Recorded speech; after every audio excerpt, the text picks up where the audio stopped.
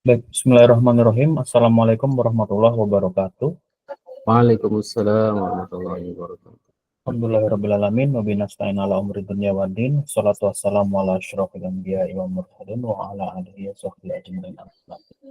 Alhamdulillahirrahmanirrahim. Pada kesempatan siang hari ini kita bisa bertemu kembali dan bermuajah bersama kita Ustaz Ahmad Jailani di kajian pekanan bersama Adrena Kuwait, yang kali ini insya Allah akan membahas sesuatu yang berbeda dengan yang lain ya, sesuai dengan yang sudah kita diskusikan 2 pekan yang lalu. Insya Allah hari ini akan membahas tentang bagaimana perilaku manusia dalam pandangan Islam gitu ya, karena memang dirasa kita ini perlu gitu tahu bahwasanya Islam itu sudah mengatur ya bagaimana manusia itu berinteraksi, bagaimana manusia itu berperilaku gitu ya, karena yang kita kenal sekarang ini kan biasanya adalah eh, dari hasil pemikiran atau dari hasil pelajaran dari orang-orang yang non-Muslim gitu ya, seperti metode ini ya dari metode itu dan seterusnya. Padahal Islam sendiri sudah mengatur dalam syariah itu tentang bagaimana cara seorang Muslim dalam berperilaku seperti itu. Insya Allah tidak terlalu berat ya, seperti mungkin kalau biasanya ini bahas ayat-ayat bingung mau nanya apa. Harapannya di kesempatan kali ini teman-teman bisa lebih interaktif. Silakan jika ada pertanyaan ya, langsung saja di chat di kolom komentar atau open mic ketika kita sesi tanya jawab. Insya Allah kita sampai jam 15:09. Nanti lanjut sesi 2 setelah asar. Baik, marilah kita mulai kajian pada siang hari ini dengan baca basmalah. Bismillahirrahmanirrahim. Bismillahirrahmanirrahim. Pada Ustaz Ahmad Jailani, waktu dan tempat kami persilahkan. Oleh Tafadhol. Baik, bismillahirrahmanirrahim. Assalamualaikum warahmatullahi wabarakatuh. Waalaikumsalam warahmatullahi wabarakatuh. Alhamdulillah, alhamdulillah, wassalatu ala rasulillah. Allahumma salli wa sallim ala Sayyidina Muhammadin wa ala alihi wa ashabihi wa dzurriyyatihi wa ashabihi wa man tabi'ahu bi ihsani ila yaumiddin. Amma ba'd. Allahumma inni a'udzubika an adilla wa dhalla أو أزل أو أزال أو أظلم أو أظلم أو أجهل يجهل علي رب اشرح لي صدري ويسر لي أمري واحلل عقدة من لساني يفقهوا قولي صدق الله العظيم. Dan teman-teman hadirin yang dirahmati Allah, alhamdulillah sore ini kita bisa berjumpa kembali di kajian rutin kita, dan kita akan membahas satu topik ya, tentang perilaku ya, atau perilaku itu berkaitan dengan kepribadian, dalam bahasa Arab disebut dengan syakhsiyah. Saya ambil dari beberapa kitab, diantaranya adalah kitab Syakhsiyah Al-Islamiyah, kemudian kitab Mafahim Islamiyah karya Syekh Husain Abdullah, kemudian kitab Dr. Sami Atif Azen ya. Al-Islam wa Ideologil Insan, Al-Islamu wal Ideologil Insan ya. Nah, dari 3 buku tersebut tertentu beberapa kesimpulan ya. Al-Fajr sebenarnya sudah buatkan slide-nya ini, cuman saya mau tampilkan di share screen nggak bisa ya. Bisa Ustaz, ini Google Meet jadi bisa langsung harusnya Ustaz. Oh gitu. Ini ada ya. Nah itu deh ya. Baik.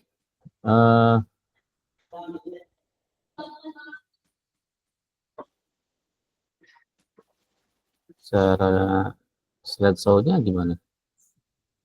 Slide show-nya di ini Ustaz, di apa namanya? Antum show tab terus slide show-nya dari Excel-nya, dari PowerPoint-nya sendiri Ustaz. Jadi Ustaz langsung gerakin dari PowerPoint, nanti insya Allah berubah. Ini ya. Kalau di sini berarti apa namanya?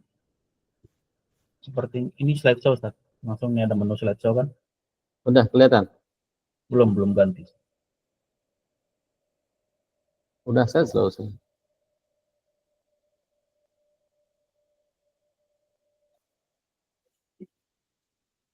Belum ya?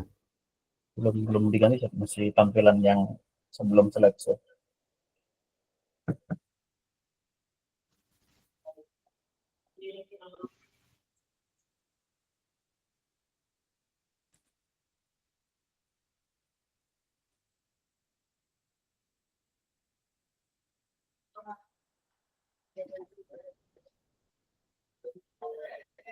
Geser ya? Udah geser Ya, belum? sudah Ustaz, sudah. Baik, dari hari ini kita akan membahas topik tentang kepribadian. Jadi pola pembentukan kepribadian, di mana kepribadian itu sendiri dalam bahasa Arab disebut dengan syakhsiyah, ya, syakhsiyah. Dari asal kata yaitu syakhsun, ya, atau dalam bahasa Inggrisnya adalah personality, ya. Jadi orang menyebutnya personality, yang artinya ya pribadi atau orang. Jadi syakhsiyah itu berarti pribadi atau orang. Nah, syakhsiyah ini memang masih bersifat umum. Jadi kalau mau disifati itu bisa di belakang. Misalkan asyakhsiyah al-islamiyah, gitu ya.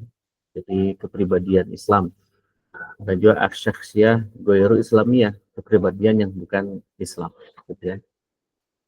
Nah, kalau kita melihat kitab kamus bahasa Arab ya, Al-Mu'jam Al-Wasir, tulisan Dr. Ibrahim Anis, itu mana syakhsiyah itu kan artinya sifatun tumayyizu syakhsu min ghairihi.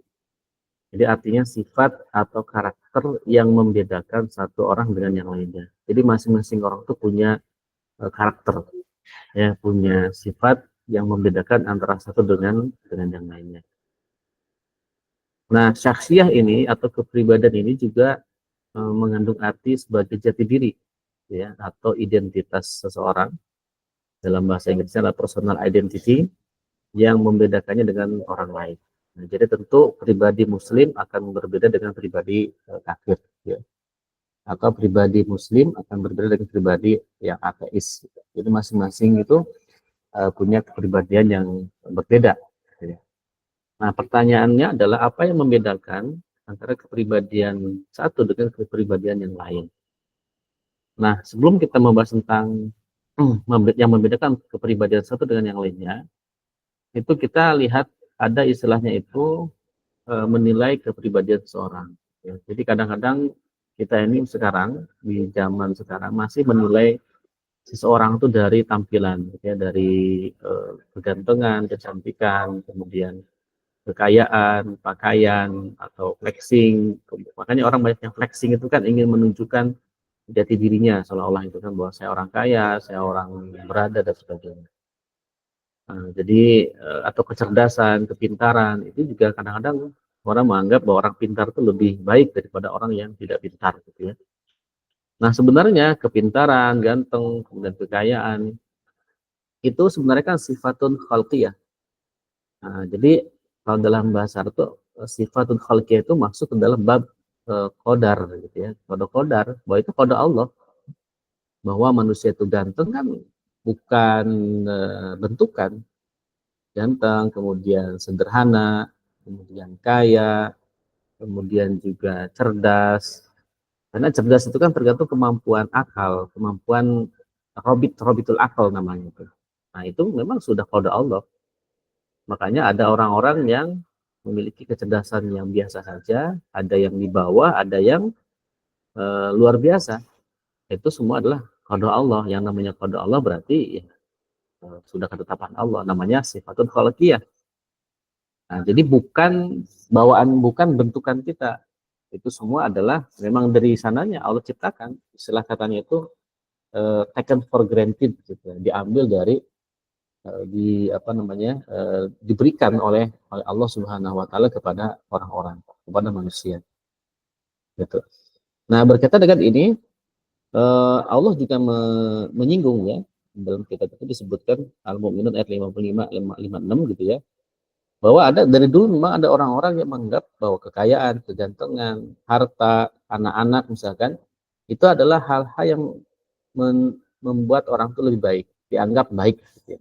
Bahwa orang baik itu orang yang punya derajat tinggi itu orang-orang yang kaya, orang-orang yang punya wibawa, punya anak yang banyak dan sebagainya lah, gitu. Nah, Allah menyindir bahwa itu bukan itu yang menjadi standar penilaian kepribadian seseorang atau identitas personal. Misalkan dalam surat Al-Mu'minun ayat 5556, A'udzubillahi minasyaitonirrajim, ayahsabuna annama numidduhum bihi mim mali wa banin nusari'u lahum fil khairati bal la yash'urun. Ya, apakah mereka mengira ya, ayahsabuna annama numidduhum, bahwa bahwasanya mereka itu mengira yang kami berikan kepada mereka berupa min malin wa banin, berupa harta dan anak-anak, nusari'u, ya, kami segera memberikan lahum kepada mereka fil khairati, kebaikan, bal la yash'urun, ya, tidak, sebenarnya mereka tidak sadar. Jadi mereka itu dulu, orang-orang itu mengira bahwa harta dan anak yang Allah berikan kepada mereka itu adalah sesuatu yang memberikan kebaikan kepada mereka. Maksudnya menjadi standar ukuran orang itu baik atau tidak baik dengan melihat harta dan keturunan-keturunannya. Kata Allah, tidak. Balla yash'urun, sebenarnya mereka tidak tahu. Sebenarnya mereka itu tidak sadar gitu, bahwa bukan itu yang menjadi penilaian identitas personal seseorang gitu ya. Kemudian juga dalam surah As-Saba, ya, surah Saba ayat 37, wa ma amwalukum wala auladukum ya billati tuqarribukum indana zulfa illa man amana wa amila shalihan faulaika lahum jazaa'u dhi'fi bima amilu wa hum fil ghurufati ya aminun. Wa ma amwalukum, dan sekali-kali tidaklah harta kalian, wala auladukum, dan juga tidak anak-anak kalian, billati tuqarribuhum, yang mendekatkan kamu ya indana, ya, kepada kami, zulfa, gitu kan,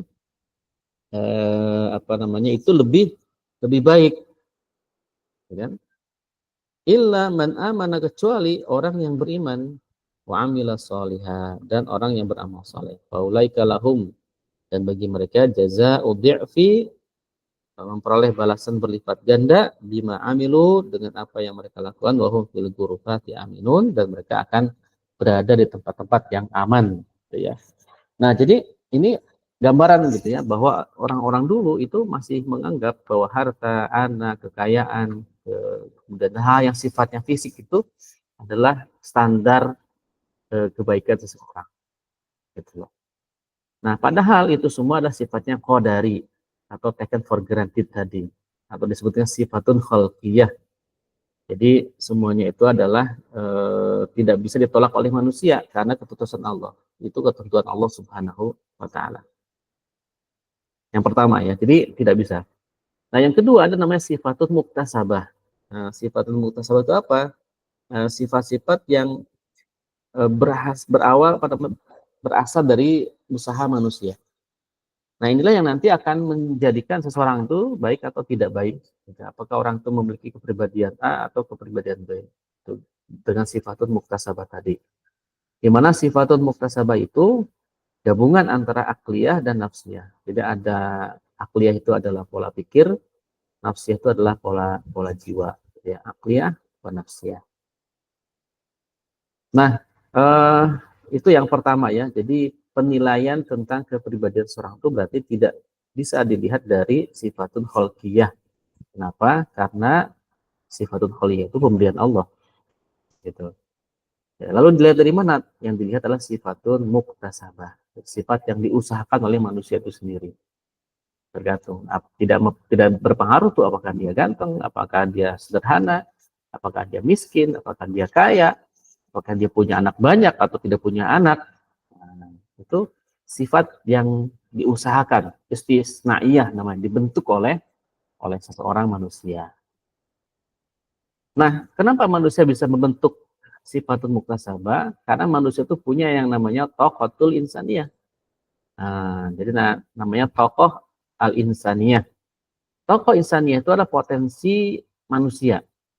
Nah, jadi manusia itu punya potensi, ya, tokoh insaniyah. Nah, manusia itu punya potensi dua, ya, menurut kajian di kitab itu ada dua. Yang pertama adalah ada akal, yang kedua ada nafsu, ya, atau ada nafsu, ada akal. Ya, manusia itu ada dua itu, ada nafsu dan ada akal. Ya, nafsu ini memang dia ada dalam diri manusia, tetapi dia akan muncul, akan terrealisasikan dalam suatu perbuatan kalau ada rangsangan dari luar, ya kan? Nah, jadi kalau ada rangsangan dari luar, biasanya akan muncul tuh. Rangsangan itu berupa apa? Ada dua tuh. Bisa berupa fakta, ya kan? Fakta itu berarti kan dia melihat sesuatu, atau bisa berupa pemikiran. Pemikiran itu berarti kan dia dapat informasi itu tentang apa misalkan. Nah, itu akan memunculkan nafsu. Misalkan begini, uh, ketika kita melihat fakta, mohon maaf misalkan ya, melihat wanita yang seksi misalkan, dilihat secara langsung, atau mungkin dilihat dari gambar misalkan ya, atau dari manapun gitu ya, itu kan dari luar gitu. Ketika ada objek yang seperti itu, ketika ada fakta yang seperti itu kan nafsu kita akan respon gitu kan, merespon gitu. Bisa dengan macam-macam responnya. Ya, ada yang mungkin responnya agresif, ya kan, dia kejar, atau responnya biasa saja tapi dia matanya melihat terus, ya kan, atau responnya itu bisa jadi dia ingin kenalan, PDKT dan sebagainya. Itu kan respon. Respon itu muncul dari mana? Dari nafsu. Kapan munculnya? Ketika ada rangsangan berupa fakta.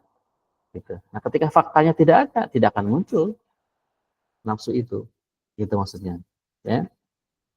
Atau dari pemikiran. Misalkan pemikiran itu dapat cerita misalkan ya, dapat cerita dari temannya bahwa dia ceritanya cerita yang menyeramkan misalkan ya. Otomatis kan ketika ada cerita yang menyeramkan, lalu dia masuk ke dalam benak dia, nafsu dia muncul, nafsu takutnya. Kan takut juga bagian daripada nafsu. Ya, tidak hanya berani nafsunya, takut juga termasuk nafsu. Maka dia akan merasa ketika lewat misalkan tempat yang diceritakan oleh temannya tadi, dia akan ketakutan. Gitu. Kenapa? Dengan cerita. Temannya cerita bahwa melewati tempat ini, angkerlah sebutin kejadian-kejadian yang mungkin entahlah benar atau tidak gitu kejadian itu. Tapi informasi itu masuk ke kita, sehingga mendorong nafsu kita untuk ketakutan.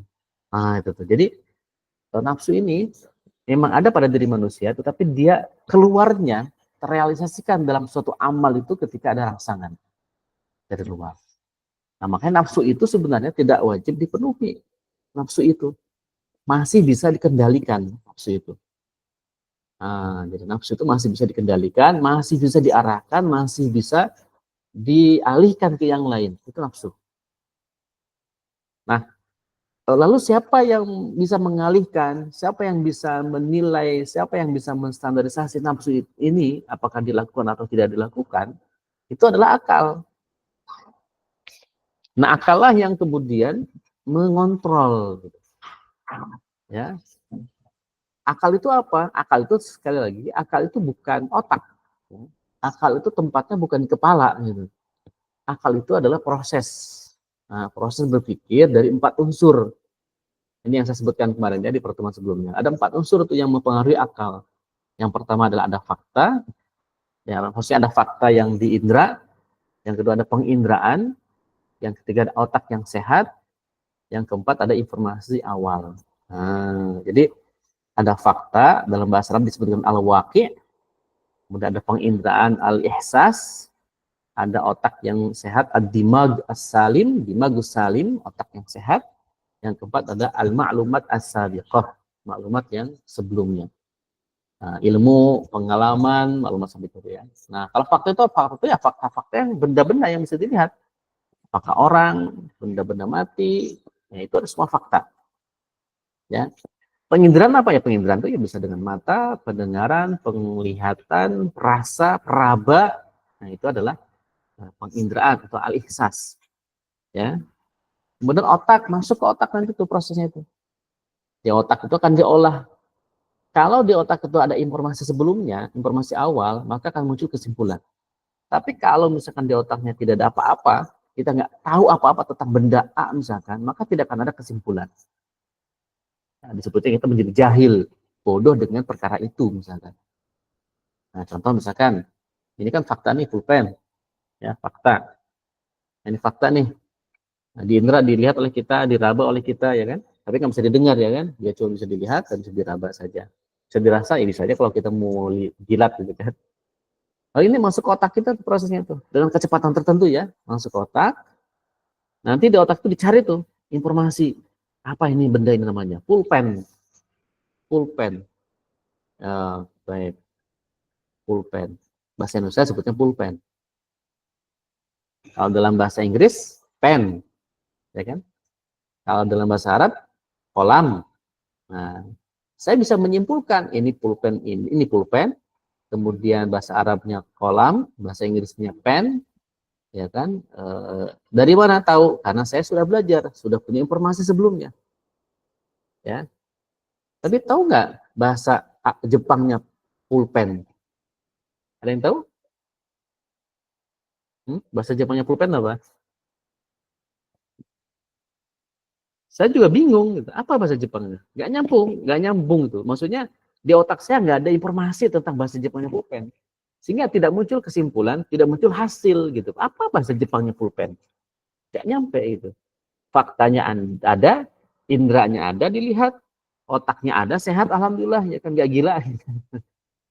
Tapi nggak ada informasi gitu, nggak ada maklumat di benak saya gitu. Ini apa bahasa Jepangnya? Nggak ada. Gitu. Yang ada cuman tadi itu pulpen, kolam, pen. Kenapa saya bisa menyimpulkan itu? Karena saya sudah pernah belajar, gitu loh. Ada informasi di awal. Nah, paham ya sampai sini ya? Nah, jadi begitu tuh. Jadi informasi penting itu di awal tuh gitu. Nah, makanya keempat unsur ini, unsur otak ini itu nggak bisa lepas, nggak bisa terpisah satu dengan yang lainnya. Contoh, faktanya nggak ada. Mikir apa coba? Nggak ada yang dipikirkan, nggak ada yang diindra. Otak ada, ya, indra ada, faktanya nggak ada, nggak bisa.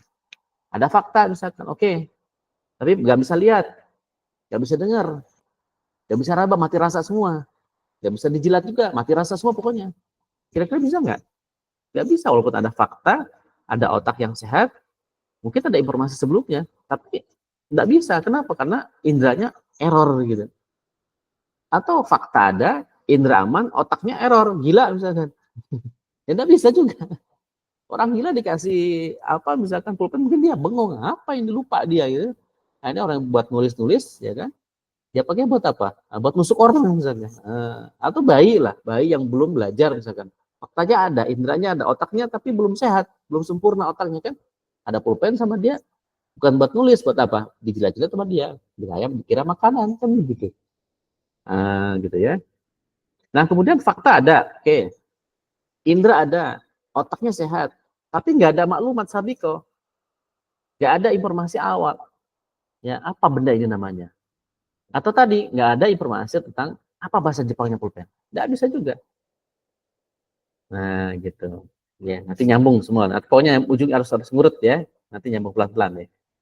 Nah itulah akal, akal itu empat unsur tadi harus terpenuhi, baru akan muncul berpikir, ya. Ketika berpikir itu terjadi, maka akan muncul pemikiran. Pemikiran itu apa? Pemikiran itu ilmu. Di benak kita banyak pemikiran tuh. Pemikiran tentang pulpen, ya kan? Setelah di indra itu kan. Atau kita baca buku, ya kan? Nah, kita jadi tahu misalkan tadi saksiah, kita nggak tahu saksiah itu apa sih? Kepribadian. Nah, kenapa bisa menyimpulkan saksi adalah kepribadian? Karena saya udah kasih tahu dari awal. Mungkin dari awal nggak ada yang tahu kepribadian saksi itu apa, gitu kan? Nah, berarti kan berpikir ada ilmu. Nah, ketika sudah nyampe ke pemikiran, tidak semua pemikiran itu mempengaruhi amal. Ya, kadang hanya sekedar informasi, hanya sekedar ilmu saja di benaknya, tapi tidak menjadi standar amal dia. Kapan ilmu itu, kapan pemikiran itu menjadi standar amal dia? Ketika itu menjadi pemahaman, atau dalam bahasa Arabnya mafahim. Nah, atau dalam bahasa kerennya adalah persepsi. Ketika pemikiran sudah menjadi persepsi, ya maka itu insya Allah jadi penuntun amal kita. Itu ya mas, misalnya tadi pulpen, ya, sudah tahu pulpen.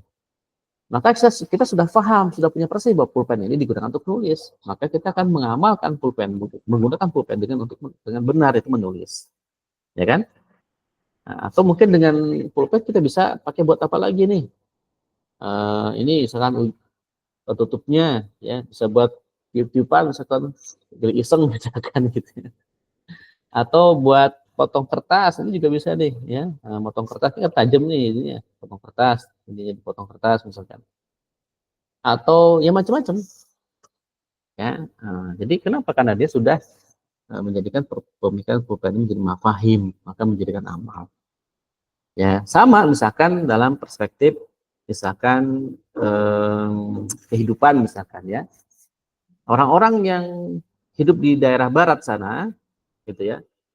Mereka kan pasti dipenuhi dengan maklumat-maklumat, informasi-informasi tentang kehidupan. Ya, kehidupan tentang bagaimana menikah, bagaimana berinteraksi dengan lawan jenis, ya kan?